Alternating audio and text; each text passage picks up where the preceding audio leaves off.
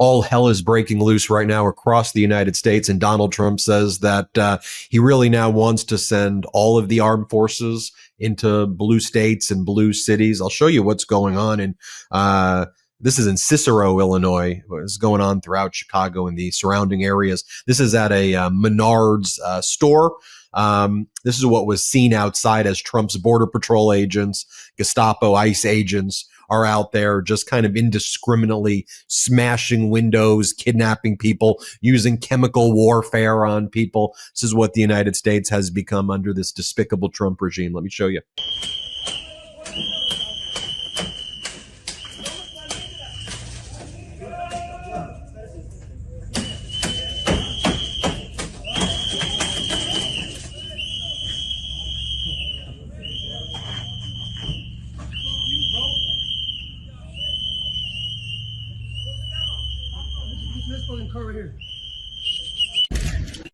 Right here.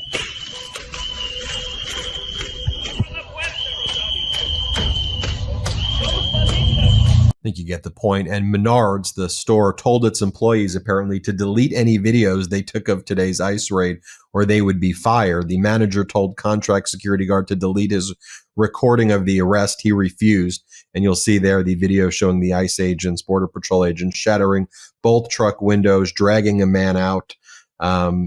Show you another one here that Congress member Gomez posted, repost of Patriot Takes, who helped us capture this image here. Play this clip. Get the fuck out of here! Fuck you! Fuck you!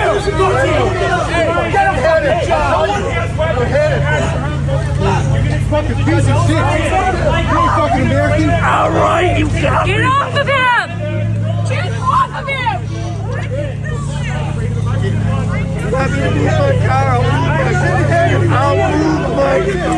Get off of me! It's all being recorded!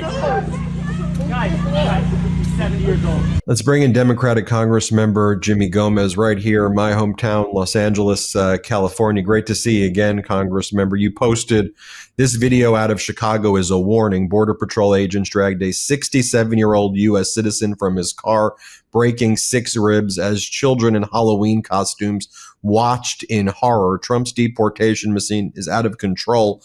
No one's rights are safe. Talk to us about what you're seeing across the country, frankly. We saw it here in L.A. with their invasions, MacArthur Park, other places. Talk to us about it. Well, one of the things we're seeing is that Donald Trump wants to normalize this kind of behavior. He wants to normalize the National Guard being federalized, sent into Democratic cities, also wants to normalize the use of Marines and law enforcement for law enforcement purposes. And that's dangerous because what he wants us to do is to be lulled into complacency, not to respond when we see one of our neighbors, documented or not, when they're dragged out of their car or their house or the hospital or the court, and that it's just another day in America. That's what he wants. And that's why it's so important to show these videos, to say that if it happens in a Democratic city, it will eventually happen in a Republican or a red city. It's going to spread and it's going to get worse.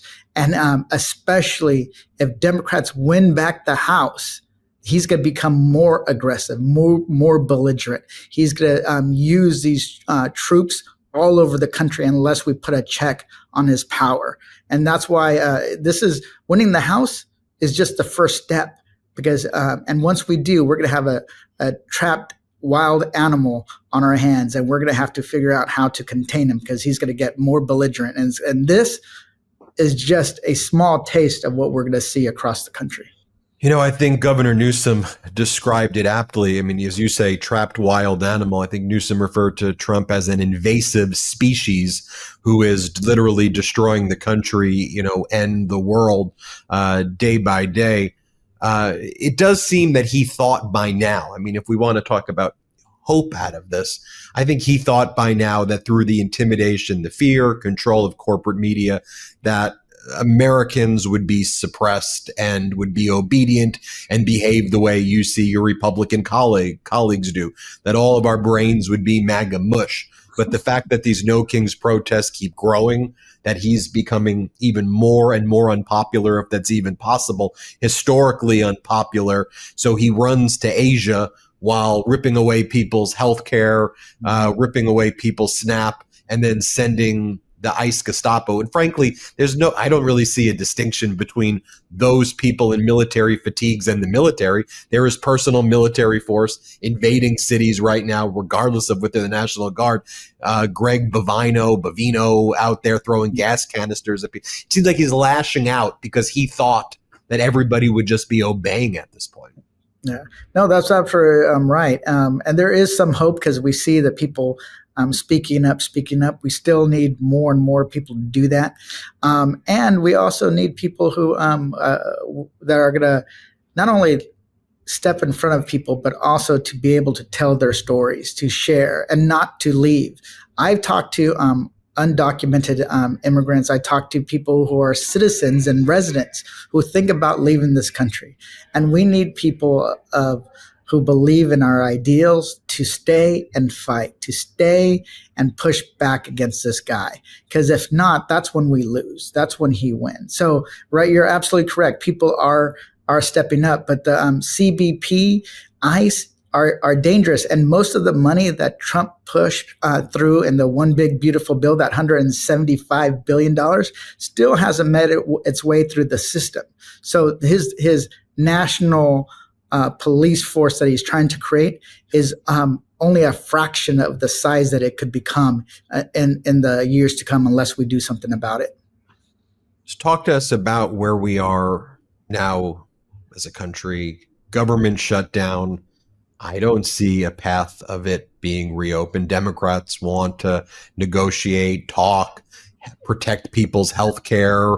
MAGA Republicans don't even want to talk, yet alone negotiate. MAGA Mike sent his House members home, go on vacation, don't swear in at elite degree halva.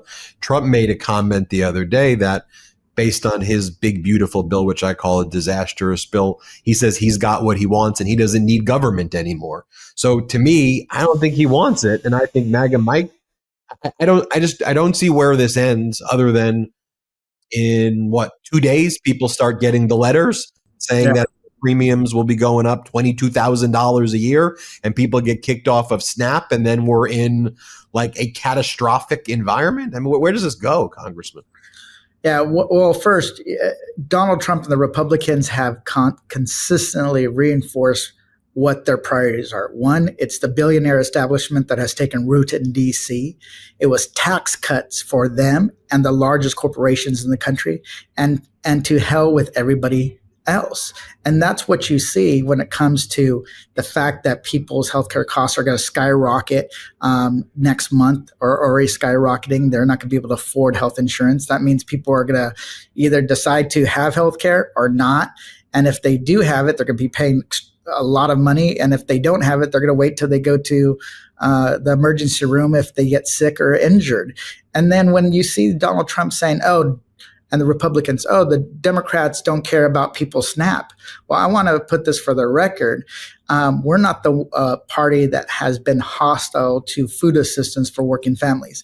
In the spring, they canceled 94 million pounds of food that was supposed to go to food banks. In their one big beautiful bill, or the one big billionaire bill that they passed, they cut SNAP benefits. Now they're trying to not use emergency funding that exists to help fill the gap of SNAP benefits when there's a government shutdown or emergency, the reserve funds, to keep it going. Well, now they're saying they can't use it. So this party doesn't care about working people, and they don't care if government continues to function because they got what they wanted in July with the one big beautiful bill. And I think it's such an important point because the MAGAs lie about everything, but in the enabling statute, in the law that provides for SNAP and the appropriations, it literally says there is a contingency fund of $3 billion a year And there's additional monies left over from last year's contingency. So you add it up, it's probably somewhere between $5 and $6 billion used precisely for this purpose. The United States Department of Agriculture had on their website that it could be used for this purpose. The first Trump administration said it could be used for this purpose. All the OMB guidance always said it could be used for this purpose. And now they've changed that to say, nope, we're not going to give it to people, to literally starve people to death. They think starving people to death is a winning issue for them. It's everything though, Congressman. And I don't mean to ramble, but also that's what Trump said about comprehensive immigration reform when there was an attempt to do a bipartisan bill to deal with this responsibly and not deal with the issues. He said, kill the responsible bill because a winning issue for him is to watch Americans suffer. When do we snap out of it though? Like when do people go, this guy's an effing Bernie Madoff on steroids, con artist, defrauding me. And why, do people go, but he says he loves me. He says he cares. Like when do people go, no, he doesn't. He effing hates you. No, that's one thing that I said, when is it going to be enough? When are people going to wake up? And people are slowly waking up to the fact that he doesn't give a shit about them. Every single day I see some former Red Hatter MAGA person that says, I was down with Donald Trump, but not anymore, either because of the Epstein files that he says don't exist anymore. And he said he was going to be the most transparent president in history, and he was going to drain the swamp. Well, they see, oh, he is the swamp. He is the swamp. Or when it comes to the fact that the cattle ranchers or the farmers are getting screwed over by his tariff policies and getting sold out for a $40 billion bailout for Argentina, but they're getting screwed. Go down the list, and these working people are starting to slowly wake up.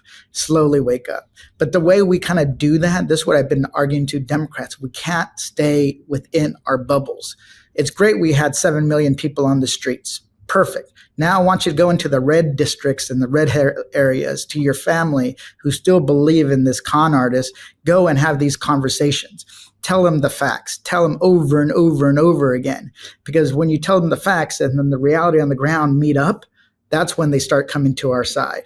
And that's where I think we need to go. We got to go into the David Valadio's districts. We got to go into the districts, the Republican-held districts across the country to shed light and facts and the truth of what's going on, because they're getting their information not from the podcasts that we listen to or watch, or their newspapers or the cable shows.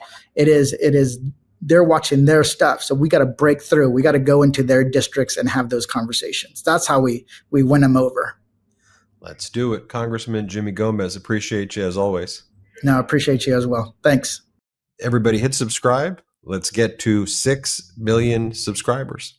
Want to stay plugged in? Become a subscriber to our Substack at MeidasPlus.com. You'll get daily recaps from Ron Filipkowski, ad-free episodes of our podcast, and more exclusive content only available at MeidasPlus.com.